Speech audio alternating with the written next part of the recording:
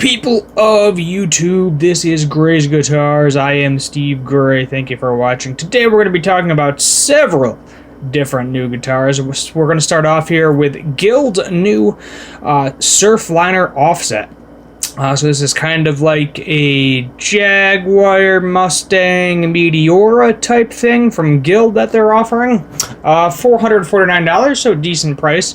Looks like we got two single coils, a Fultron in the bridge position, standard volume tone. Looks like we have a three switches, kind of like those old 60s Tisco guitars.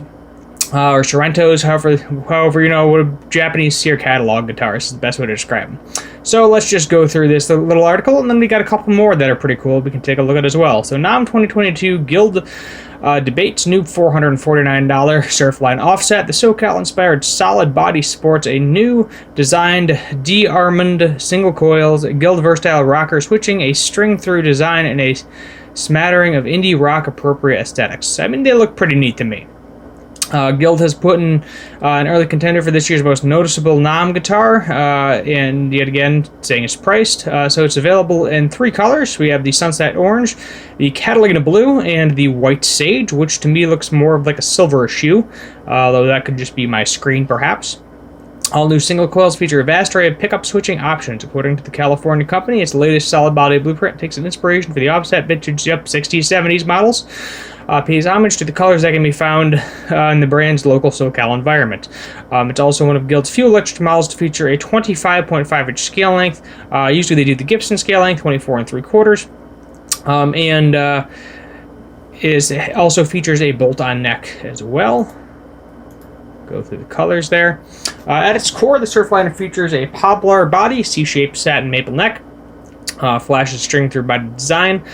Further functioning appointments includes a two-pneumatic bridge, so Gibson kind of style bridge, medium jumbo fretch, and a 10-inch radius. Pickup-wise, the Surfliner sports a versatile HSS configuration comprised of a Guild LB1 little bucker in the bridge position. It looks like a Fultron to me, their version of a Fultron, as well as a pair of newly designed single coils, middle and neck. Control circuits is pretty impressive, featuring a master volume and tone, as well as a versatile Guild rocker pickup switching system, which features on-off switches for each pickup, as if kind of figured there. Looks like there are 7 different pickup combinations.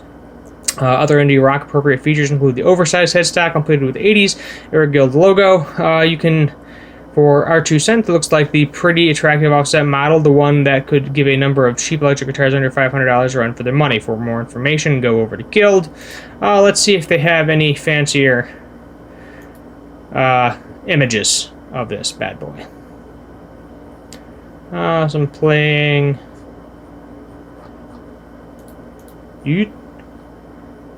Not really. I kind of wanted to see the back of it out of curiosity to see if there's like any type of comfort cuts. But it looks like currently they are not going to show us. And nothing on here either, to my knowledge. Oh, there we go. Yes, here we go. So nice little comfort cut. The forward bolt looks like it is slightly rounded there. String through the body. Everything is in the one control cavity.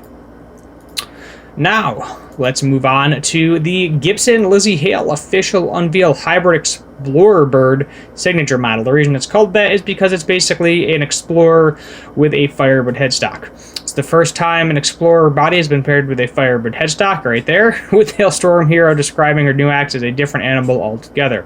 Earlier this year, Lzzy Hale told Total Guitar she was working with Gibson to create her latest signature series guitar hybrid model of the two. Now the fruit of their labor, it's an eye-catching model. It's electric. This is her 4th Gibson signature. The Explorer arrives in a cardinal red color that sports a flashy gold hardware as Hale promised that it would. In terms of specific, it features a mahogany body, slim taper mahogany, and Indian rosewood fretboard. So nothing fancy in the spec department. Just mainly it's a fancy color. Looks like you got yellow dots. They kind of match the gold hardware. And then you got like a Gibson actually written on the headstock, and probably her signature on the truss rod cover there. Standard 25.5-inch scale length, medium jumbo frets, non-reversed Firebird. Oh, so it's actually a non-reverse, different style headstock. non-reversed truss rod cover imposed with Hale's signature. It's the Firebird end of the spectrum, 6 strings, mini Grovers, Romatic, Explorer with low tunematic bridge, stock bar tailpiece, so like a Les Paul style, which is normally on the Explorer anyway. Black pickguard, gold screws. Looks like they are paired with a gold rod-equipped 70s tribute humbuckers. These are dedicated by specific pick of volume controls, master tone, 3-way toggle. Nothing really fancy here. Speaking to the host last month, Hale recalled the origins of the project, saying that I think it was at the NAMM right before we were doing lockdown that we were doing some projects with Gibson. He mentioned offhandedly that it'd be cool to have a Firebird headstock on an Explorer. If you were to do something like that, what color do you think it would be? And which kind of makes sense. I don't know, because I know Gene Simmons is also has the Thunderbird base, but I believe it's a similar headstock, which is also a set neck. So I'm wondering if they did kind of double dipped here. I'm going to just double check that Gene Simmons base real quick. Let's see, Gibson. Images. Yeah, so actually, it really wouldn't surprise me. Is it going the same way? No, it is not. Never mind. I thought it was going the same way. It's not going the same way. Moving on. So the Caesar was like, if you want to do something like that, what color do you think it should be? All right, so they were just like, what do you want it to be? Later in the interview, Hero admitted that she had been turning a prototype version during her live sets, which the hybrid model provided a number of unique playability quirks. I don't see how. It's just a different headstock. It's an Explorer. She continued, I'm playing in Drop C right now for both the Back from the Dead and our latest single, The Stealth Blues, and it just handles those low tunings really well. Okay, because of the headstock shape, it handles low tunings a little better. I don't know if it has something to do with the headstock, but probably. It sounds really mean. The axe can be seen in action at the front of the 1-minute mark in the video below. Anonymous as Lipstick. The Explorer brings 2 iconic worlds together, said Hale. This guitar is a statement celebrating one of what makes you stand out, because no one has ever made history by playing it safe. Gibson brand president added the new Explorer as a result of 2 years of testing with Gibson Labs on stage. We started with the idea from merging the favorite Shep's Explorer with the iconic Gibson Firebird, and the result is new guitar. Cardinal red, sounds epic, looks cool. Yeah, let's go check it out on Gibson's website. Not a bad price. Honestly, this is one of those limited editions where if you can afford it, by all means have at it. Hold on to it for a little while, and then resell it for some moolah. That's what I would recommend. Let's see if it says anything about the... there's your different too. Gold medium jumbo. So gold medium jumbo frets. So that is actually pretty cool. So you got the gold hardware, the gold screws, the gold inlays, the gold frets, gold bobbins and bolt pieces, more gold screws, gold hardware all around. So that is pretty neat. No comfort cuts in the back, unfortunately, for those of you that were looking for it, like I always do because of my gut. But there you have it.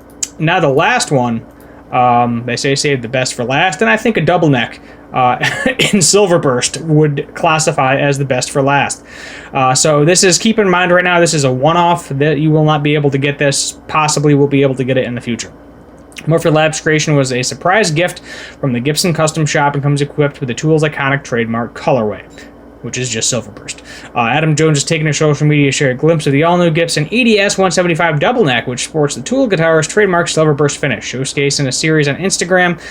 The 6 and 12-string combo from the Gibson Morphy's Lab, band's department of producing historically accurate guitars, and looks to be faithful to the recreation. So it's basically just an ES 125, EDS 1275, if I can speak, in Silverburst. Very rare color. This is going to be a very sought-after guitar in the future.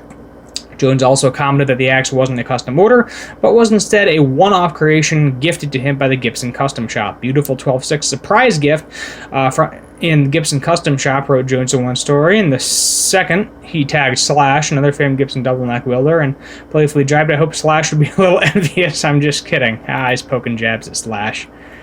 I hope this isn't a one-off, because if they make this, to my knowledge, this would be the only Silverburst double neck they have ever made. Accompanying the 2 pictures was a video of Jones leafing through a certificate of authority. Now, we don't imagine this is any hint towards a new Adam Jones signature guitar, though that's not to say the Prog Hero doesn't have a fresh shine in the pipeline. Earlier this year, Jones took stage building what looked like a potential Flying V, which boasted the Jones-appropriate Silverburst colorway. So we might be getting a Flying V as well. It's a finish that has become synonymous with Toolman, who affinity for his original 1979 Gibson Les Paul Custom Silverworks spurned by the creation of the Boutique Custom Shop model earlier this year, and a considerably cheaper Gibson USA version. An Epiphone version of the single cut, which has been heavily teased over the past few years, also looks like it will be arriving in the near future. It's been an interesting few weeks for the Jones guitar collection. Not only has the Tool Hero showcased the Murphy Lab double neck, he was also recently pictured along Burneth with Gibson Les Paul Silverburst, which was fitted with a Foxo Virtual Jeff Pro whammy bar. I'm not particularly familiar with that system. Let's take a quick look. Images. Oh, that's one of those kind of like electric whammy bar things where it's not actually a whammy bar. It's more of like a digital thing, so your guitar always stays in tune. Tool recently concluded their COVID delay world tour, which was initially postponed on the offset of the pandemic. If only Gibson had gifted it to him a few months earlier, we may have footage of Jones actually playing it on stage by now. So there you have it. 3 cool new guitars. We'll see what I call this video. I don't know, Guild, Surfliner, Lzzy Hale, Adam Jones, signature Gibson, something along those lines.